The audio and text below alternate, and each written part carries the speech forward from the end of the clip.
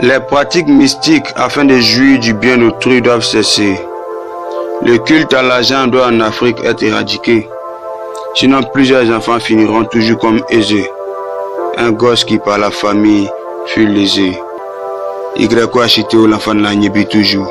T'entends pas ou quoi? Mon fils d'Eric, Jiren. Gosse de riche, le jeune Aizé était chéri par papa et maman. Jamais il n'a fait hurler ses parents comme un damas.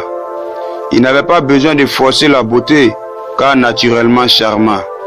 Il l'était encore plus en dormant. Aizé fréquentait les grandes écoles de la ville, car papa voulait qu'il ait une place de choix dans la vie civile. Mais voici que tout deviendra pour lui très vil. Un jour, fera remuer sa queue diabolique le Red Devil. Élisée Stanislas Tewa. Son père et sa mère meurent dans un tragique accident, alors qu'il partait pour une réunion en Occident. En à peine 3 jours, la grande famille du jeune Aizé vint tout récupérer. Des meubles aux appareils électroménagers, en passant par les différents vergers. En un mot, ils ont tout ramassé. Lucrèce Samseni. Ce ne fut hélas que le début de son calvaire, car son oncle Oscar, huissier de justice, falsifia le testament. Il devint propriétaire de toutes les constructions de son père. Jamais Aizé n'aurait cru que son oncle se métamorphoserait brusquement. Sangaré Ferima. Étant mineur, il ne pouvait jouir des biens de son père.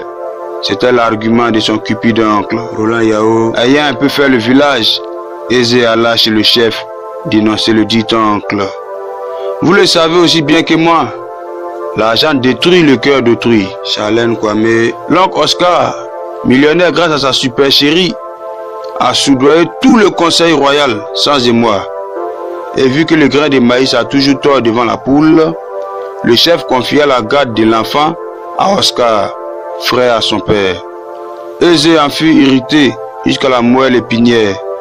Il se rendit donc à l'endroit où il y a plus de courant, dans la rivière qui près du village coule, et se jeta à l'eau pour rejoindre ses défunts parents. Avec eux, il sera sans doute très heureux. Irène Messi. Tout comme Aizé, ce sont par an des centaines d'enfants qui subissent de tels torts. C'est encore un coup fourré de cette nature humaine, qui demeure méchante sous tous ses angles.